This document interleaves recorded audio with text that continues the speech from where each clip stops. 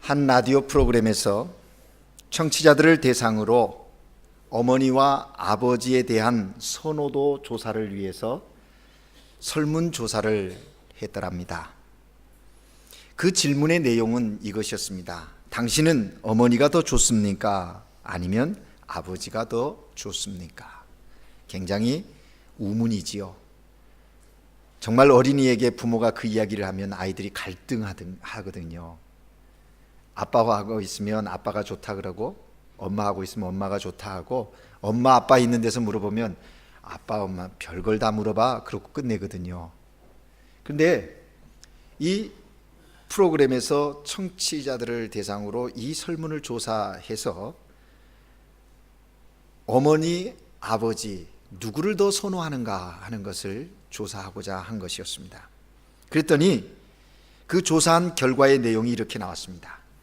어머니를 더 좋아한다, 어머니가 더 좋다 하는 사람이 83.3%, 아버지가 더 좋다라는 사람들이 16.7% 나왔답니다. 이 통계가 보여주는 명백한 사실이 있지요. 그럼 뭡니까? 어머니가 아버지보다 자녀들에게 훨씬 더 가까이 있다는 겁니다. 인정하십니까? 예. 왜 어머니가 아버지들보다 자녀들에게 더 가까이 있는 것입니까? 그리고 이 통계를 보면서 아버지들은 한번 생각해 봐야 합니다. 아버지는 자녀들과 소통이 잘 안 되고 있다는 것이고, 아버지들은 자녀들과 친밀감에 있어서 어머니들에게 밀리고 있다 하는 얘기입니다. 그러면 소통과 친밀감을 회복하려면 어떻게 해야 할 것인가? 이게 아버지들의 숙제입니다. 아버지 날 한번 잘 생각해 보셔야 합니다. 여러 가지 이유를 이야기할 수 있을 것입니다만은 가부장적 문화 속의 삶을 살아가는 우리들은 아버지들이 자녀들에게 사랑이 없는 것이 아닙니다. 대화하기 싫어서가 아닙니다. 뭐냐면 사랑의 표현을 잘 못하기 때문에 생겨난 현상이다라는 겁니다. 그런가 하면요, 이 대화하는 시간이 짧다는 겁니다. 아버지들이 자녀들과 대화하는 기회나 시간들이 짧다는 거예요. 저희 집에도 두 아들이 있습니다. 딸이 있으면 어머니하고 엄마하고 더 많은 대화를 하겠지요. 근데 아들 두 녀석들은 엄마하고 대화를 참 잘합니다. 어떤 데 들어가 보면 어떻게 모자간에 저렇게 잘 이야기하나, 그런 생각이 들 정도로 이런저런 얘기 또 엄마가 아들에게 막 하고 아들도 궁금한 걸 물어요. 그런데 제가 들어가면 그 대화가 끊어집니다. 그리고 어떤 시간에 넷이 함께 앉아서 대화를 하다 보면 셋이 이야기할 때보다 대화의 시간이 굉장히 짧고 침묵이 흐르는 시간이 더 많아지는 것을 경험합니다. 왜 그런가 분석해 봤더니요, 엄마와 아들들이 대화할 때는 서로 대화의 내용을 끊지 않고 이어갑니다. 그래서 왜? 그러면 어떻게 되는 거지? 하면서 물어가요. 그런데 저는 그들과 대화를 하다가 그 자리에서 있다가 무슨 이야기를 들으면 결론부터 짓습니다. 그건 이렇게 하면 돼. 아니야, 그건 그래야 되는 거야. 너 그러면 안 되지. 이러니 대화가 단절이 되고 침묵이 흐를 수밖에 없는 거지요. 여러분, 그렇습니다. 이제 아버지 주일을 맞아서 오늘 하나님께 예배드리는 아버지들이요, 자녀들과 소통하십시오. 그리고 그들과 친밀함을 유지하십시오. 어떻게 하겠습니까? 여러분 안에 있는 사랑의 그 마음을 표현하셔야 합니다. 여러분 안에 있는 저들에게 다가가고자 하는 그 마음을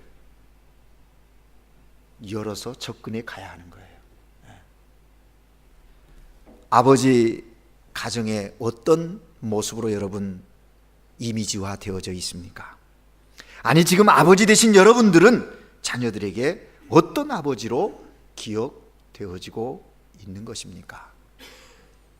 아버지가 자녀들을 사랑하지 않는 것입니까? 아니잖아요. 그런데 왜 그렇습니까?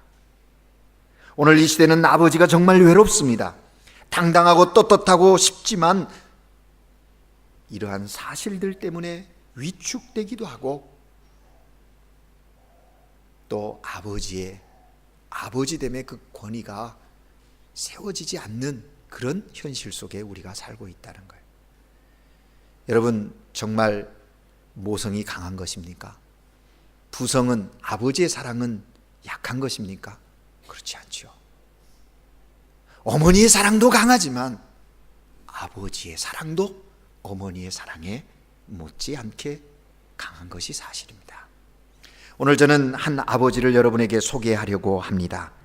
딕 호이트의 아들 닉, 아버지인 딕과 아들인 닉의 관계 속에서 아버지가 어떻게 아들을 사랑하는지, 그리고 그 아들은 아버지를 어떻게 이해하고 있는지, 아버지의 사랑의 그 깊이가 어떻게 흐르고 있는지를 이 아버지와 아들의 사랑의 관계 속에서 볼 수 있기를 바랍니다.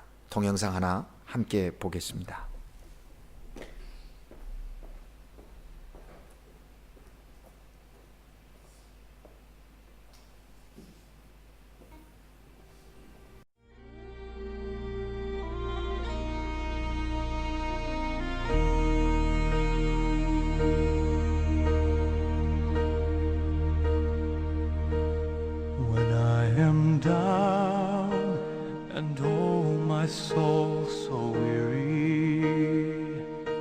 When troubles come and my heart burdened be, then I am still and wait here in the silence until you come and sit a while with me. You raise me up so I can stand on mountains. You raise me up to walk on stormy seas. I am strong when I am on your shoulders. You raise me up to more than I can be.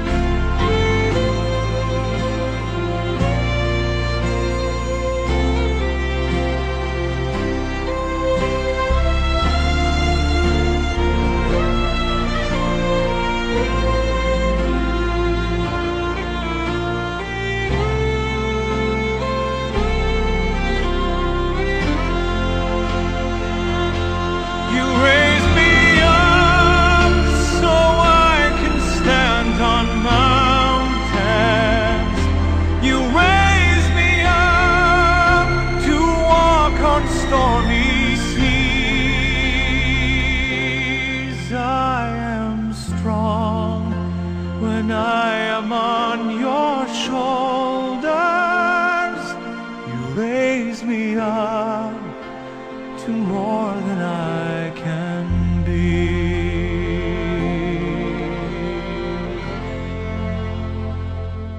You raise me up so I can stand on mountains. You raise me up to walk on stormy seas.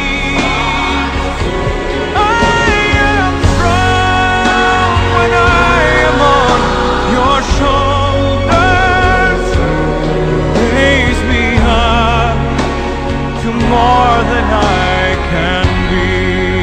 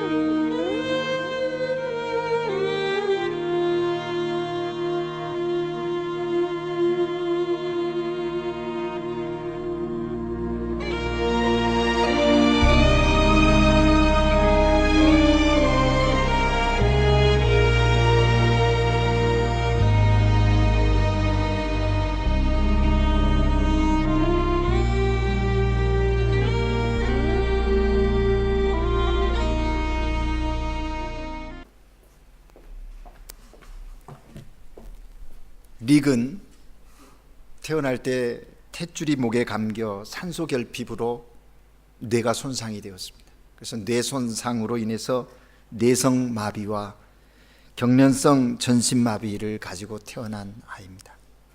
보신 대로 8개월째 되는데 의사들이 식물인간 된다고 포기하라는 겁니다. 그러나 생명, 그 생명이 무엇인지 아는 아버지는 결코 포기할 수 없다는 거예요. 그래서 머리를 겨우 움직여서 자판을 칠 수 있는 그런 특수 컴퓨터를 통해서 아들과 부모가 의사소통을 하는 거예요. 그런데 어느 날 릭이 아버지에게 이야기한 겁니다. 교통사고로 불구가 된 친구 돕기 위한 마라톤에 참여하고 싶다는 거예요. 그 아들의 소원, 거기서부터 시작돼서 이 아이를 부둥켜 안고 마라톤에 참여하는 거예요. 그래서 1982년 보스턴 마라톤 대회에 완주를 합니다. 그리고 철인 3종 경기, 이거 혼자 몸으로 뛰기도 힘든 그런 경기거든요. 수영과 자전거, 마라톤을 함께 해야 하는 거거든요. 불혹의 나이를 넘은 아버지 딕이 수영을 배우고 그 아이와 함께 그 철인 3종 경기를 참여해서 완주하는 거예요. 30여 년 이상 각종 마라톤 대회와 철인 3종 경기를 출전한 이 아버지가 힘든 그 경기에 참여한 이유는 단 한 가지라는 겁니다. 아들의 좋아하는 모습이 자신에게 기쁨을 주기 때문이고, 아들이 완주했을 때 그 뭔가를 표현하려고 하는, 행복을 표현하려고 하는 그 아들의 모습을 보면서 마음 가운데 기쁨이 있다는 겁니다. 아들 릭의 소원이 무엇이었습니까? 자신이 아닌 아버지가 탄 휠체어로 단 한 번만이라도 밀어보고 싶은 것이 그의 소원이라고 이야기합니다. 아버지는 나의 전부다. 아버지는 나의 꿈을 실현시켜 주었다. 아버지는 내 날개 아래 받쳐주는 바람이다 라고 릭이 그런 표현을 하고 있는 것을 봅니다. 아버지와 아들의 사랑, 소통과 그 친밀함 속에 이뤄낸 감동의 이야기입니다. 사랑하는 여러분, 우리는 이 모습을 보면서 아버지의 사랑의 어떠함을 한 번 더 생각해 보게 되는 거죠. 여러분, 사람들은 흔히 모성의 어머니의 사랑이 강하다고 말합니다. 그러나 부성에도 아버지의 사랑도 그에 못지 않음을 볼 수가 있습니다. 성경에 보면 하나님의 사랑을 이따금 모성애나 부부 사랑에 비유해서 설명하고 있습니다. 그런데 주로 하나님의 사랑을 무엇에 빗대어 설명하냐면 부성의 아버지의 사랑으로 설명하고 있다는 것을 우리는 주목해야 합니다. 그래서 우리가 하나님을 아버지라고 부르는 거죠. 오늘 현대 신학에서는 이 여성 신학자들이 이걸 가지고 문제를 제기합니다. 하나님이 남성, 여성으로 구분할 수 있겠느냐? 아버지라고 하는 것은 이건 남성 우월주의에서 나온 뭐다 하면서 뭐 얘기들을 하는 신학자들도 있습니다. 그러나 분명한 것은 성경은 말합니다. 아버지, 이 부성애를 통해서 하나님의 사랑을 증거하고 있다는 거예요. 오늘 우리가 읽은 본문인 호세아서는요, 특별히 1장에서부터 14장까지 구성되어져 있는데 이 호세아서를 통해서 전해주고자 하는 메시지는 한 가지예요. 하나님의 사랑입니다. 호세아서를 보면 먼저 하나님의 사랑을 부부 사랑으로 설명하거든요. 1장에서 3장에 보면 호세아 선지자가 음탕한 여자 고멜과 결혼하게 함으로써 하나님의 사랑을 깨닫게 하는 거예요. 추한 인간이지만 그럼에도 불구하고 사랑하는 하나님의 그 놀라운 사랑, 그 사랑이 얼마나 크고 변함없는 것인지를 하나님께서 호세아를 통해서 증거하고 계신다는 거죠. 하나님이 우리 인간들을 얼마나 사랑했던가를 아주 절실하게 이야기해 주는 그런 예언서가 호세아서예요. 호세아라는 선지자는 주전 8세기에 이스라엘의 가장 어둡고 부패했던 시대에, 영적으로 침체되어 있던 시대에 활동한 예언자입니다. 이스라엘 백성은 하나님을 떠나 있었고 우상에 분향하며 우상에게 예배하고 우상을 찬양하는 그런 자리에 있었어요. 그때 하나님은 호세아 선지자를 통해서 이스라엘에게 하나님의 사랑을 고백하고 있는 거예요. 그러한 이스라엘을 향해서 하나님 어떻게 사랑하고 있는지, 하나님이 어떻게 저들을 사랑하는지 예언자를 통해서 말씀하고 계신다 하는 것입니다. 오늘 특별히 우리가 읽은 호세아 11장은요, 그러한 배역한 아들들을 끝까지 사랑하시는 아버지의 사랑으로 하나님의 사랑을 표현하고 있는 것입니다. 오늘 본문은 하나님의 사랑을 아버지의 사랑으로 설명하고 있는 거예요. 어떤 사랑입니까? 결론적으로 말한다고 하면 선택하시고 부르시고 양육하신 사랑입니다. 어떻게 양육하신 사랑이십니까? 우리가 3절 4절을 다시 한번 읽습니다. 다 같이 3절 4절을 다시 한번 목소리 내어 읽겠습니다. 그러나 내가 에브라임에게 걸음을 가르치고 줄을 그들에게 안았으므로 내가 그들을 고치는 줄을 그들은 알지 못하였도다. 내가 사람의 줄 곧 사랑의 줄로 그들을 이끌었고 그들에게 대하여 그 목에서 멍에를 벗기는 자 같이 되었으며 그들 앞에 먹을 것을 두었노라. 아멘. 이 3절과 4절 속에 하나님이 저들을 어떻게 사랑하시는지, 그 양육하시는 사랑에 대해서 분명하게 말씀하고 있습니다. 걸음을 가르쳐 주셨다고 말씀합니다. 내가 에브라임에게 걸음을 가르치고 라고 했는데, 여기 에브라임이라는 것은 이스라엘을 일컫는 말입니다.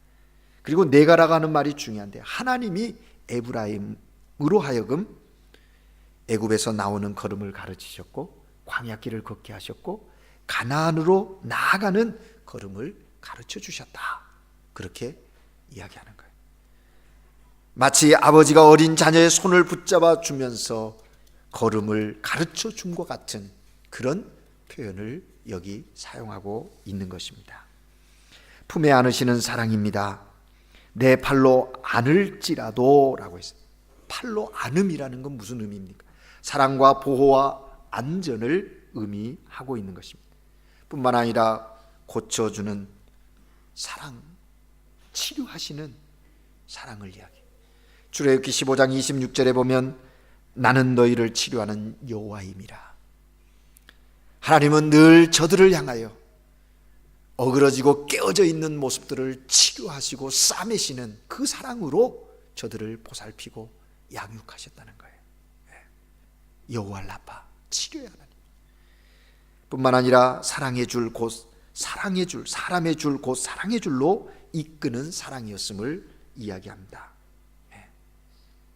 짐승은 노끈으로 이끌고요, 전쟁 중에 장수는 무력으로 병졸들을 이끌어갑니다.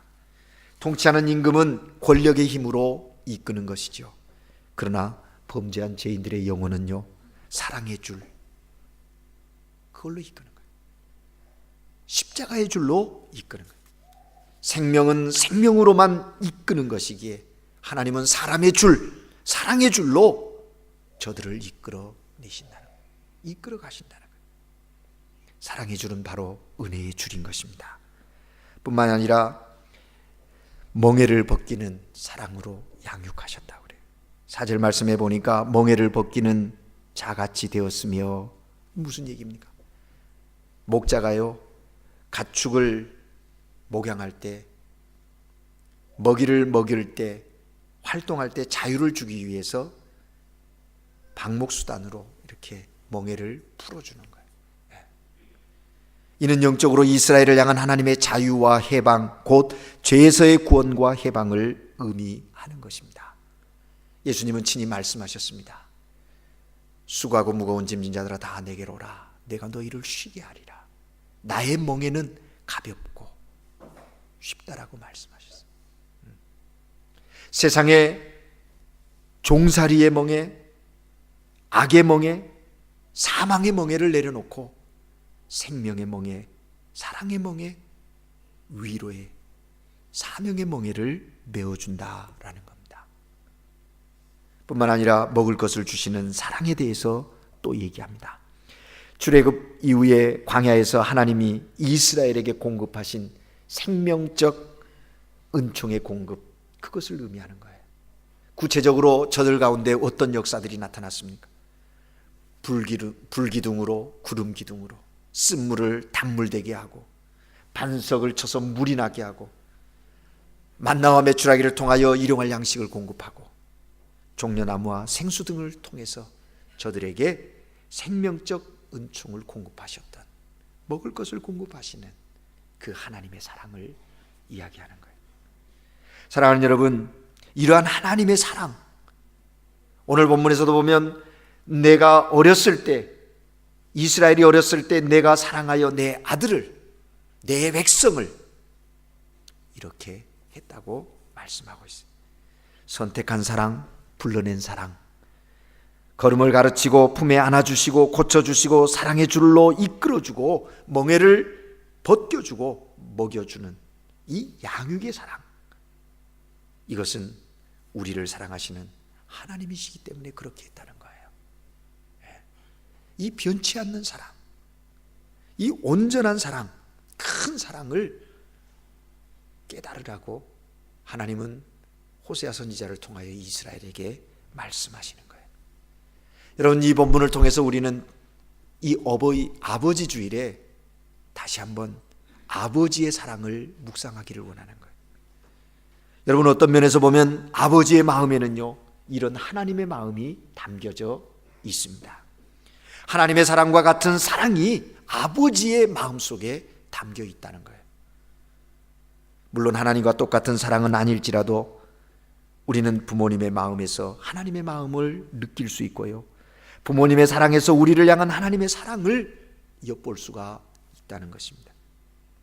우리는 하나님의 사랑과 같은 부모님의 사랑 때문에 이 세상에 태어나서 이 세상에 지금 살고 있는 거예요. 우리가 10달 동안 어머니 뱃속에 있을 때 한 생명을 찾으면 천국에서 비교할 수 없는 기쁨으로 춤을 추시는 하나님처럼 우리의 부모님들도 그렇게 기뻐하셨어요. 우리가 세상에 태어날 때 세상 그 무엇과도 비교할 수 없는 큰 고통을 겪으시면서 우리를 이 세상에 내보내셨고, 그 고통과 온 힘을 다 쏟아놓은 진을 다 빠뜨리는, 진이 다 빠지는 그런 상태에서 태어난 우리를 가슴에 안고 기쁨으로 눈물을 흘리셨던 분들이 아버지요 어머니였다는 거죠. 우리가 아장아장 걸음마를 시작할 때 걷다가 넘어지고 넘어져도 꾸짖지 아니하시고 잘한다고 박수치면서 기뻐하셨던 분이 우리 아버지예요. 우리가 엄마, 아빠 시작으로 말을 배울 때 한없는 인내를 가지고 가르쳐 주신 분들이 아버지예요. 그런데 여러분 어떻습니까? 이효령 씨가 쓴 느껴야 움직인다라는 글에 이런 내용이 있습니다. 치매기가 있는 백발 노인이 아들에게 묻습니다. 애야, 저 새가 무슨 새냐? 아들이 대답합니다. 까치요. 아버지는 조금 있다가 다시 묻습니다. 애야, 저 새가 무슨 새지? 그러자 아들은 큰 소리로 대답합니다. 까치라니까요. 그때 옆에 듣고 있던 어머니가 한숨을 쉬면서 이렇게 말했더랍니다. 아범아, 아범아, 너가 어렸을 때 저게 무슨 새냐고 100번도 더 물었다. 그럴 때마다 아버지는 까칠한다, 까칠한다 몇 번이고 대답하시면서 말하는데 귀여워서 머리를 쓰다듬어 주셨지. 그래서 내가 말을 배울 수 있게 되었단다. 그렇게 말했더랍니다. 여러분, 우리의 아버지들은 그렇게 인내하셨습니다. 무엇이 옳은지 무엇이 그른지 우리에게 판단할 수 있도록 인생을 살아가는 지혜도 가르쳐 주신 분들입니다. 자라면서 우리의 몸에 상처가 나 우리가 아프다고 눈물을 흘리며 울 때 부모님은 그런 우리를 바라보시면서 마음이 아파 눈물 흘리셨습니다. 자식이 힘들어할 때 대신 해주지 못해서 안타까워하셨고, 우리가 삶의 고통에 짓눌려 아픔을 안고 살아갈 때 우리보다 더 큰 짐을 지신 양, 우리의 아버지는 우리보다 더 아파하셨습니다. 좋은 말을 해주고 싶어도 자식의 마음에 짐이 될까 봐서 망설일 때가 한두 번이 아니었고요. 그러지 말아주고 싶어도 간섭한다고 역정낼 것 같아서 또 혹이 더 잘못된 길로 갈까 봐서 그저 지켜만 보고 계신 분이 아버지셨습니다. 여러분, 우리는 그럼 부모님의 사랑을 받고 여기까지 온 거예요. 우리 스스로 온 게 아니에요. 그런데 우리가 그 사랑을 조금이나마 깨닫고 그 사랑에 보답하려고 마음먹을 때에는 어떻게 됩니까? 부모님은 너무 늙으셔서 우리의 효도가 무의미할 때도 있고 이미 우리 곁을 떠나버린 후일 때도 있는 것이 사실입니다. 우리의 보답을 전혀 바라지 않으시고 무엇 하나라도 더 주시고 싶어 하시는 분들이 우리 아버지이셨어요. 그러므로 우리는 그런 부모님의 사랑과 희생을 통해서 지금도 우리를 잠잠히 사랑하시는 하나님의 사랑을 느껴야 합니다. 그리고 하나님의 사랑을 느끼고 깨달았다면 하나님께서 하나님을 대신해서 우리에게 사랑을 베풀어 주시도록 우리에게 보내주신 부모님의 사랑에 감사해야 하지 않겠습니까? 하나님께서는 그런 부모님의 모습을 통해서 당신의 모습을 우리에게 보여주고 계시기 때문입니다. 이런 면에서 부모님은 하나님의 대리자인 거예요. 대리인이에요. 우리의 생명을 부모님께 맡겨 이 땅에 태어나게 하셨고, 하나님께서 우리를 양육하시기 위해서 부모님께 사랑의 마음과 헌신의 마음을 주셔서 우리를 위해서 그렇게 수고하고 희생하게 하셔서 양육해 하셨습니다. 하나님께서 우리에게 필요한 것을 공급해 주시기 위해서 먼저 부모님에게 필요한 것을 공급해 주심으로 우리에게 나눠주도록 하신 것이죠. 부모님은 하나님을 대신해서 우리를 사랑해 주신 분이고 하나님을 대신해서 우리를 위해서 희생해 주셨습니다. 그래서 때로 부모님의 마음이 곧 하나님의 마음이다 라고 얘기하는 거예요. 그렇습니다. 아버지들의 마음 속에 하나님의 마음이 있어요. 자녀들을 보호막이 되려고 내가 있기에 가정이 든든하게 설 것을 기대하면서 전심전력하면서 살아왔던 것이 아버지들의 삶이에요. 오늘 호세아를 통해서 이스라엘 백성들에게 하나님의 사랑, 그 하나님의 마음을 증거하고 있는데 그 하나님의 마음이 오늘 우리들의 아버지 마음 속에도 있음을 발견하지 않습니까?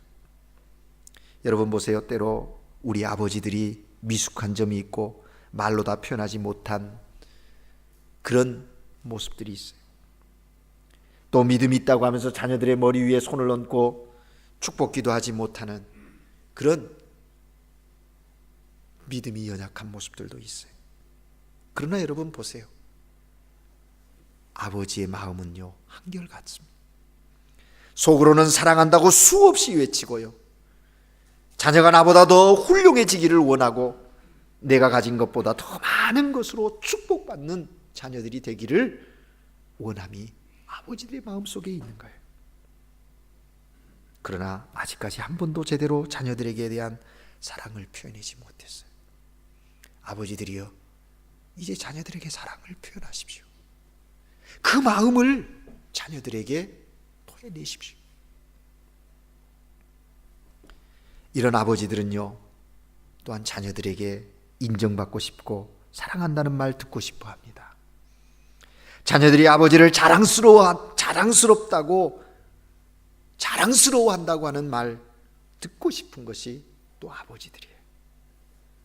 사랑하는 여러분, 그런 아버지들에게 여러분 오늘 이렇게 고백하고 싶지 않습니까? 아버지 사랑합니다. 아버지 사랑합니다. 사랑하는 여러분, 부모님이 살아계실 때는요 잘하고 있다고 생각하는데요, 막상 부모님이 세상을 떠나면 흔히들 하는 이야기가 있습니다. 더 효도할 걸, 부모님 마음을 더 기쁘게 해드릴 걸, 그런 안타까운 마음을 표현하는 경우를 많이 만나게 됩니다. 사랑하는 여러분, 지금 여러분 곁에 부모님이 계십니까? 아버지가 계십니까? 오늘 구체적으로 여러분 한번 적용해 보시지 않겠습니까? 아버지, 저하고 식사하실래요? 그냥 아버지 얼굴이 보고 싶어서요. 오늘만이 아니라 평상시에도 그렇게 아버지의 안부를 묻고 무난하고, 그럴 때 아버지의 마음에 기쁨이 있는 거예요. 먼저 손을 내미세요. 단저잉이 쓴 살아있는 동안 꼭 해야 할 49가지라고 하는 책이 있습니다. 살아있는 동안에 이 일은 꼭 해야 되겠다 해서 리스트를 만들었는데 1서부터 49까지 그 리스트를 썼어요. 이 탄저잉이라는 사람은 우화적인 이야기를 가지고 사람들에게 도전하고 자기 개발을 시키는, 어느 재판 현장의 이야기를 하는데요, 죽고 싶다는 거예요. 그러니까 판사가 그 죄인에게 자살이라는 말을 10번 크게 외치라고, 그러니까 자살 하니까 살자로 바뀌는, 그러면서 메시지를 전해. 근데 이분이 그 49가지 중에 4번째 리스트에 뭘 써놨냐면 이렇게 썼어요. 집에 가서 아버지의 발을 한번 씻겨 드리자. 그게 4번째 리스트예요. 여러분, 부모님의 발을 씻겨 드릴 용기가 있으신가요? 아버지의 발, 엄두도 안 납니까? 용기를 가지십시오. 아버지가 이미 곁에 안 계십니까? 어머니를, 아니면 나의 삶의 멘토 역할을 하는 어른을 향해 가서 한번 시도해 볼 수 있기를 바라요. 발을 씻기면서 아버지의 발이 이렇게 되어진 이유가 무엇 때문인지, 그리고 그동안 나누지 못한 사랑의 마음을 함께 나눠보세요. 사랑의 고백도 해보세요. 다 씻고 여러분의 넓은 가슴으로 아버지를 허그하세요. 아브라수 하세요. 끌어안고 그렇게 말하세요. 아버지가 저의 아버지 되신 것이 너무 자랑스러워요. 감사해요. 고마워요.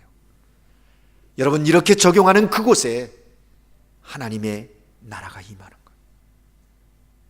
그곳에서 하나님의 사랑을 고백할 수 있고, 아버지를 향한 사랑을 고백하고, 아버지와 아들의, 자녀의 막혔던 담들이 무너짐을 경험하는 놀라운 역사가 있게 될 거예요. 오늘 하루만이 아닙니다. 일상의 삶 속에서 아버지의 사랑과 그 희생을 생각하면서 늘 우리가 고백할 수 있기를 바랍니다. 아버지 사랑합니다. 하나님 사랑합니다. 기도하시겠습니다. 하나님 아버지, 오늘 주의 날, 복된 날, 하나님이 창조하신 가정 속에 아버지의 그 사랑이 어떠함을, 우리를 향한 아버지의 사랑, 우리가 아버지를 향하여 어떠한 사랑의 모습으로 다가가야 할지 호세아 선지자를 통하여 우리에게 말씀하여 주신 하나님, 우리로 이제 그렇게 살게 하시고 그렇게 행하게 하시사 이 마지막 때에 하나님의 백성들의 가정이 건강한 가정으로, 하나님의 자녀들의 가정이 건강한 가정으로 세워져 갈 수 있도록 은혜를 내려 주시옵소서. 하나님 사랑합니다. 우리에게 아버지를 허락하셔서 감사합니다. 예수님의 이름으로 기도합니다. 아멘.